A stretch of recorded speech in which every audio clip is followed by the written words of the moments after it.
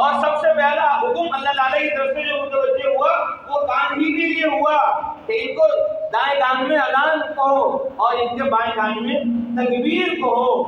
تو سب سے پہلا کام کیا ہے بولو؟ سننا ہے. کیا ہے سب سے پہلا کام؟ سننا ہے. اور آدمی جو سنتا ہے وہی اس کے دل کے اندر داخل ہو جاتا ہے.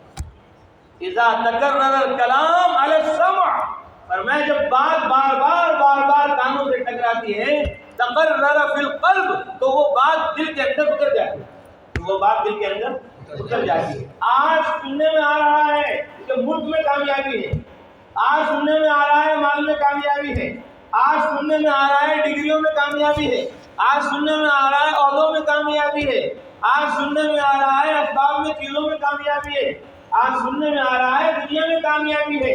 اس لیے سب کا یقین بن گیا کہ کامیابی دنیا ہی میں ہے. اس لیے مدرسے میں آنے والے کم ہیں، مسجد میں آنے والے کم ہیں، قرآن پڑھنے والے کم ہیں، حدیث پڑھنے والے کم ہیں، سنت اور شریعت کو سیکھنے سکھانے والے کم ہیں. اور اسکولوں میں جانے والے، کالجوں میں جانے والے، یونیورسٹیوں میں جانے والے، دکانوں میں جانے والے، کارخانوں میں جانے والے، فیکٹریوں میں جانے والے، اسباب اور چیزوں کے اندر مشغول رہنے والے مرد و عورت زیادہ ہیں. کیونکہ سب کا یقین بن گیا کہ کامیابی ملک میں ہے اور مال میں ہے. اب مال کیسے آئے گا؟ کہ مال آئے گا محنت سے. اور محنت صحیح کیسے ہوگی؟ کہ وہ پڑھ لکھ کر ڈاکٹر کیوں بن رہے ہیں، وکیل کیوں بن رہے ہیں، جج کیوں بن رہے ہیں، پروفیسر کیوں بن رہے ہیں، لاکھوں لاکھ روپے کیوں لگائے جا رہے ہیں. بھائی لاکھوں روپے کیوں لگ رہے ہیں؟ ایڈمیشن میں لگ رہے ہیں، فیس میں لگ رہے ہیں، ڈریس میں لگ رہے ہیں، اور کتابوں میں لگ رہے ہیں، سواریوں میں لگ رہے ہیں. پتہ چلا کہاں جا رہے ہیں پڑھنے کے لیے؟ ایران جا رہے ہیں. کہاں جا رہے ہیں پڑھنے کے لیے؟ پیرس جا رہے ہیں، لندن جا رہے ہیں، امریکہ جا رہے ہیں. کہاں جا رہے ہیں پڑھنے کے لیے؟ فلاں فلاں صوبے میں، فلاں ملک میں جا رہے ہیں پڑھائی کے لیے. ابھی ہمارے کئی ساتھی ملے یہاں سہارنپور کے اطراف میں. کہاں پڑھ رہے ہیں؟ کہ جی روس میں پڑھ رہے ہیں. کہاں پڑھ رہے ہیں؟ روس میں پڑھ رہے ہیں. ابھی آئے ہیں، لاک ڈاؤن کی وجہ سے، کورونا کی وجہ سے آنا پڑا. کہاں پڑھ رہے ہیں؟ امریکہ پڑھ رہے ہیں. کہاں پڑھ رہے ہیں؟ افریقہ پڑھ رہے ہیں. کہاں پڑھ رہے ہیں؟ دور دراز ممالک کے اندر. اتنا مال کیوں لگایا جا رہا ہے؟ اس لیے لگایا جا رہا ہے تاکہ یہ بڑے افسر بن جائیں، تاکہ یہ بڑے پروفیسر بن جائیں، تاکہ یہ بڑے وکیل بن جائیں، تاکہ یہ بڑے جج بن جائیں، تاکہ یہ مال اور دولت کو حاصل کرنے کے اور دنیا میں کامیابی کے طریقے زیادہ سے زیادہ سیکھ لیں. تو مال کی وجہ سے، دولت کی وجہ سے، اسباب و چیزوں کی وجہ سے آج کالج آباد ہیں، اسکول آباد ہیں، یونیورسٹی آباد ہیں، کھیت و کھلیان اور سارے عالم آباد ہیں. اور نماز، روزہ، حج، زکات. اب یہاں بیٹھے کتنے سارے ہمارے بھائی جنہوں نے فجر کی نماز پڑھی ہے وہ ہاتھ کھڑے کرو. فجر کی نماز پڑھی ہے کب؟ ارے کب پڑھی؟ آج ہی پڑھی ہے؟ پہلے پڑھی تھی رمضان میں؟ آج ہی پڑھی. اللہ قبول فرمائے. اور کتنے ایسے ہیں جنہوں نے نہیں پڑھی؟ چھوٹے چھوٹے ہیں جنہوں نے نہیں پڑھی. بڑے بڑے نے تو پڑھی. کیوں نہیں پڑھی؟ کیونکہ نماز کا فکر نہیں ہے، نماز کا یقین نہیں ہے، تعلیم کا یقین نہیں ہے، مشورے کا یقین نہیں ہے. اور یقین کیوں نہیں ہے؟ اس لیے کہ تعلیم کی بات ہم نے زیادہ سنی نہیں، نماز کی بات ہم نے زیادہ سنی نہیں، روزے کی بات ہم نے زیادہ سنی نہیں، عبادت کی بات زیادہ ہم نے سنی نہیں، اعمال کی بات ہم نے زیادہ سنی نہیں، آخرت کی بات ہم نے زیادہ سنی نہیں. اس لیے زیادہ محلوں میں، گھروں میں، علاقوں میں بے نمازی ہیں. وجہ صرف اور صرف یہی ہے کہ دین کی باتیں سننے کا موقع ہمیں کم مل رہا ہے.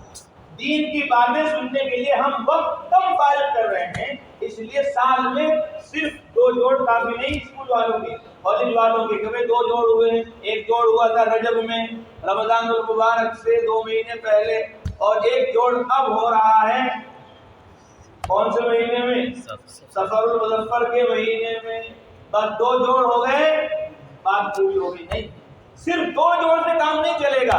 ایمان اور عمل کا رخ، آخرت کی فکریں، یہ بار بار ہمارے اندر اس کا تذکرہ و مذاکرہ ہمارے کانوں کے ذریعے دل کے اندر نہیں پہنچے گا، اس وقت تک کہ ہم متاثر نہیں ہوں گے، اس وقت تک کہ ہماری زندگی تبدیل نہیں ہوگی، اس وقت تک کہ ہم اپنا مقصد حیات، مقصد زندگی نہیں سمجھیں گے۔ اس لیے سب نیت کرو، ارادے کرو کہ بات کو سنیں گے اور بار بار سنیں گے اور یاد کرنے کی نیت سے سنیں گے اور عمل کرنے کی نیت سے سنیں گے اور سارے عالم میں پھیلانے اور پہنچانے کی نیت سے سنیں گے۔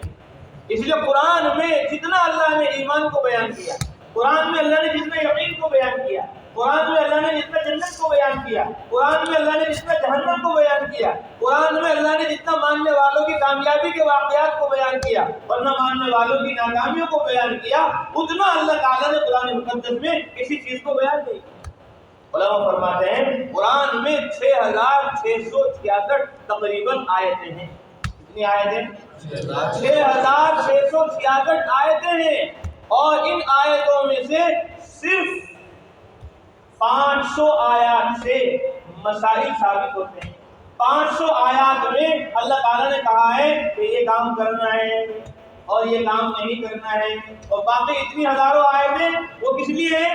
وہ سنانے کے لیے ہیں کہ دیکھو ان 500 آیات پر اگر تم نے عمل کر لیا تو تم کامیاب ہو، جیسے موسیٰ علیہ السلام کامیاب ہو گئے، جیسے عیسیٰ علیہ السلام کامیاب ہو گئے، جیسے داؤد علیہ السلام کامیاب ہو گئے، جیسے حضرت ابراہیم، حضرت اسماعیل کامیاب ہو گئے، اور جیسے حضرت آدم، حضرت نوح، حضرت صالح، حضرت شعیب علیہ السلام، سارے نبی اور ان کے ماننے والے مسلمان ایمان والے جیسے کامیاب ہوئے، ایسے تم بھی کامیاب ہو جاؤ۔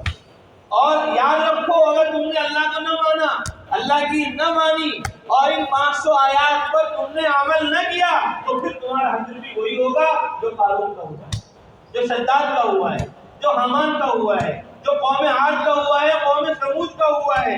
پھر ان کے لیے جیسے جہنم ہے، دوزخ ہے، ایسے ہی تمہارے لیے بھی جہنم ہے اور دوزخ ہے۔ جس طرح ماننے والوں کے لیے جنت ہے، اسی طرح تمہارے لیے جنت ہے۔ معلوم یہ ہوا کہ قرآن مقدس میں اور احادیث مبارکہ میں علماء فرماتے ہیں بہت ساری روایتیں ہیں اور بہت ساری حدیثیں ہیں حضرت محمد صلی اللہ علیہ وسلم کی، لیکن ان میں سے صرف 3000 احادیث سے مسائل ثابت ہوتے ہیں، 3000 احادیث سے احکام